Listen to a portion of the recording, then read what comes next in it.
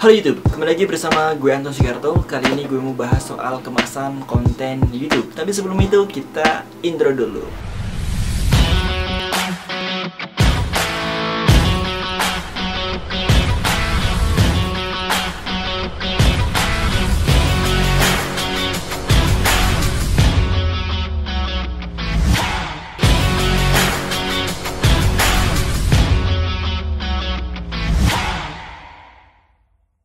YouTuber pemula, kita bertemu lagi dan kita membahas soal YouTube lagi. Yang akan kita bahas kali ini adalah gimana caranya untuk bisa mempersiapkan sebuah konten atau sebuah YouTube. Kemarin kita sudah pernah membahas soal kemasan atau mempersiapkan sebuah channel YouTube. Dan kali ini yang akan kita obrolin adalah gimana caranya untuk bisa membuat satu kemasan video yang akan kita bahas kali ini. Dan buat teman-teman yang mengikuti video ini, mungkin teman-teman juga berurutannya. Dari gimana caranya membuat logo, gimana caranya untuk bisa menentukan banner, thumbnail, dan sebagainya, itu sudah pernah kita bahas semua. Jadi teman-teman yang mungkin ketinggalan ataupun yang belum pernah melihat video-video sebelumnya, teman-teman bisa cek lagi di video-video obrolan saya sebelumnya. Oke, yang akan kita obrolin ketika kita sudah melakukan riset nih tentang apa yang akan kita buat di satu konten kita, di channel YouTube kita itu apa. Ketika kita sudah mendapatkan temanya apa di channel YouTube, maka yang harus kita lakukan adalah kemasan konten. Yang perlu diperhatikan dalam membuat kemasan konten itu banyak sekali, tapi kita harus ringkas yang poin-poin utamanya saja yang harus kita lakukan itu seperti apa. Jadi obrolan yang akan kita tuju seperti ini, dan kita akan flashback tentang sebelum kita membuat kemasan konten, kita juga sudah harus bisa memberikan salah satu hal. Salah satunya kita juga sudah pernah mengobrol tentang cara membuat di pra YouTube ya. Pembelajaran soal pra YouTube itu sudah banyak sekali. Teman-teman juga bisa sharing di berbagai channel YouTube oleh mentor yang lainnya juga banyak sekali. Tapi yang harus kita pelajari saat ini, ketika kita sudah menentukan niche kita, menentukan tema channel kita, menentukan grafik dan garis besar dari video kita yang nanti akan buat, adalah yang harus kita lakukan saat ini adalah membuat kemasan konten yang akan seperti apa. Dan ketika kita sudah melakukan riset, yang harus kita lakukan adalah produksi, membuat kemasan, membuat konten yang sesuai dengan ekspektasi kita sendiri, dengan rencana-rencana kita sendiri itu seperti apa. Nah, yang harus kita lakukan adalah ketika kita sudah menentukan nih, sudah ada riset, yang harus kita lakukan adalah persiapan. Konsepnya bagaimana? Kalau teman-teman ingin ada videonya di salah satu ruangan, bikin ruangan tersebut untuk teman-teman bikin video dan produksi di situ. Kalau teman-teman bukan di ruangan ataupun di outdoor, teman-teman juga bisa menyesuaikan dengan teknik video, pengambilan videonya seperti apa, intronya seperti apa, kemudian cara penyampaian dengan audiensnya seperti apa, dibentuk sesuai dengan keinginan dan ciri khas teman-teman yang ingin teman-teman bangun. Ketika itu sudah semua, sudah riset, sudah menentukan niche dan sebagainya, yang harus kita lakukan adalah konsep. Bikin tulisan garis besar saja dulu, karena kita awalan, tentu harus kita mengarah dulu nih obrolan kita nanti akan kemana. Kalau nggak seperti itu, nanti biasanya susah. Tapi nggak apa-apa, karena sebagian orang juga ada yang tidak perlu seperti itu, juga sudah enjoy, sudah cara menyampaikannya juga enjoy.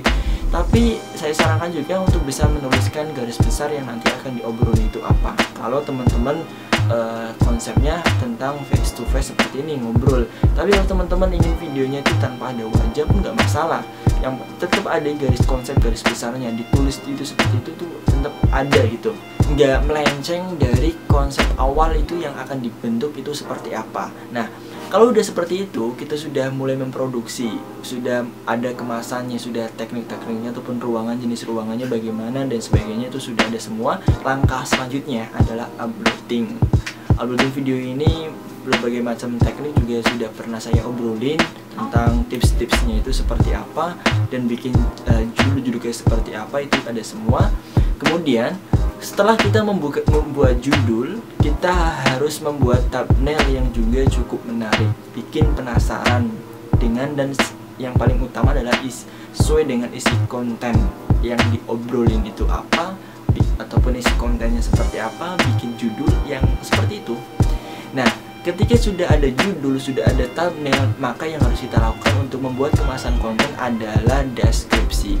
Ada salah satu deskripsi yang mungkin harus teman-teman pertahankan dengan ciri khas kualitasnya teman-teman, ataupun di deskripsi tersebut teman-teman bisa mencantumkan video terbarunya, dikasih linknya, kemudian video terpopuler, video tentang cara-cara ini dan sebagainya, ataupun video yang pengen teman-teman masukkan di deskripsi, teman-teman masukkan.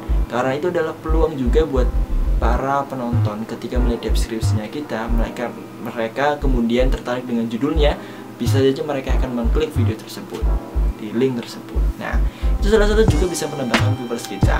Nah, setelah kita menentukan deskripsi yang semenarik mungkin juga dan sesuai dengan isi ataupun keterangan ya, untuk menjelaskan para penonton isi kontennya seperti apa, itu ditulis di situ. Kemudian ketika deskripsinya sudah ada, maka yang harus kita lakukan adalah uploading. Nah, ketika kemasannya sudah dibikin, tentang caranya bagaimana, tentang konsepnya nanti bagaimana, nah yang harus kita lakukan adalah uploading. Bikin video-video kita itu bisa memiliki performa yang bagus dengan cara-cara seperti itu. Walaupun mungkin konsepnya itu cukup memakan waktu ya, gimana caranya nanti harus memakan waktu, gimana bikin thumbnail, menulis deskripsi, memikirkan judul dan sebagainya. Tapi nggak apa-apa.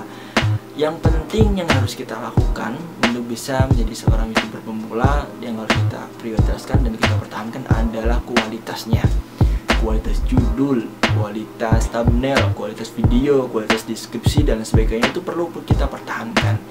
Fungsinya apa, gunanya apa, itu menentukan tentang profesional kita dalam membuat konten. Salah satunya juga ini akan dinilai oleh para penonton. Penonton akan suka ketika video kita lengkap dengan deskripsi, judul, thumbnail dan sebagainya. Penonton kita pasti akan tertarik juga dengan hal itu. Maka dari itu yang perlu harus kita pertahankan juga salah satunya itu. Nah, ketika kita sudah semua menentukan niche juga sudah, kemudian riset juga sudah kita lakukan, kebutuhan penonton itu apa juga kita sudah, maka yang harus kita lakukan selanjutnya adalah kemasan konten itu kita upload di channel YouTube kita. Dan semoga dengan tips ini kita semua bisa memiliki viewer setia, subscriber setia yang senantiasa itu menonton video-video kita, dan yang video-video kita yang kita bikin ini bisa bermanfaat oleh para penonton. Itu yang paling utama, sehingga ada nilai ibadahnya nih. Ketika kita membuat video, kemudian video itu ternyata memberikan solusi buat para penonton, itu salah satu juga dibilang ibadah, karena kita membantu orang lain dalam menghadapi kesulitan-kesulitannya ataupun mencari masalah-masalah atau mencari solusi-solusinya, dan kita memberikan solusi ini ataupun itu dan sebagainya. Oke teman-teman, kita akan bertemu lagi bersama saya Anto Sigarto di helloasik.com dan sampai jumpa.